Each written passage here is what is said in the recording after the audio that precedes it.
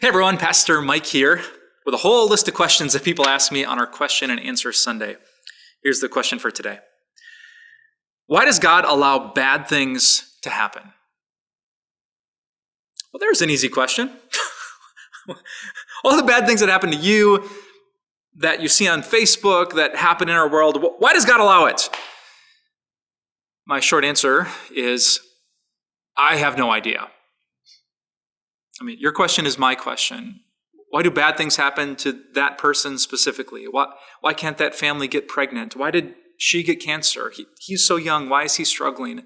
Why would it happen to our families, to our churches, to our country? Why? I have no idea. I could guess. I could think about the situation and wonder what God might do. But has God floated down the playbook to pastors so we can explain it to people? The answer is no. So I can't speak specifically to that question, but the Bible does allow me to speak generally about that question. We know through the scriptures there are a number of really powerful reasons why God allows life to be difficult, to be hard, for bad things to happen even to his believing people. Let me give you just a couple of them. Number one is to test your faith. Sometimes you never know if you actually love God or just love the stuff that God gives until God stops giving the stuff.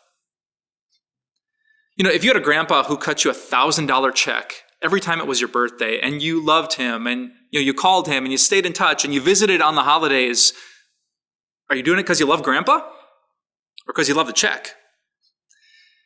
And you might never know until the year that grandpa doesn't write the check. Do you still call? Do you still visit? Do you still love him? And sometimes God does the same thing.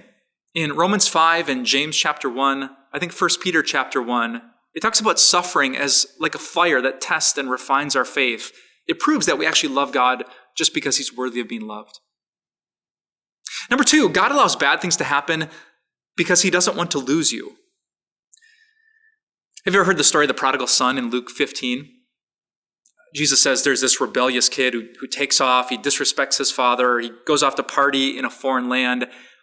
And at the end of the story, he comes home and he reunites with his father. He receives his forgiveness and his love. He finds, this kind of love that the world and all its pleasures can offer. But do you know what brought the kid home? Bad things. Jesus said there was a famine in the land, and the kid had a job that didn't really pay the bills. He was actually so hungry, starving, that he was jealous of the food that the pigs got. But God used that bad thing to give him a really good thing. The best thing, so he could see the face of his father once again. And God might be doing that for you. He knows that maybe if everything was great in life, you wouldn't pray. You'd forget about him. You'd be so busy at the gym with a healthy body, so busy with your business and the success and growth, so busy with your family because you could always conceive, so busy with the vacations because you have the money. Maybe you wouldn't think of God. And so sometimes he lets little bad things happen so that the worst thing doesn't happen. We don't lose God. Here's my final answer. Sometimes God lets bad things happen to bring unbelieving people to him.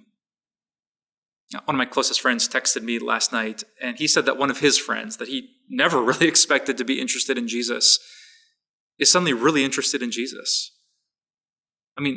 Like a guy you would never expect to start praying and seeking God. He is. And I can't tell you all the details of the story, but I can tell you this. It's because bad things are happening. He's searching. The world has failed him, and now he's searching for unfailing love, which he can find in God. So your specific situation, I can't tell you why every bad thing happens, but I do know this. God always uses bad things for a good purpose. Romans chapter 8, verse 28 says, in all of these things, God is working for the good of those who love him. So don't despair. Even when life is hard, when life is bad, your God is still good.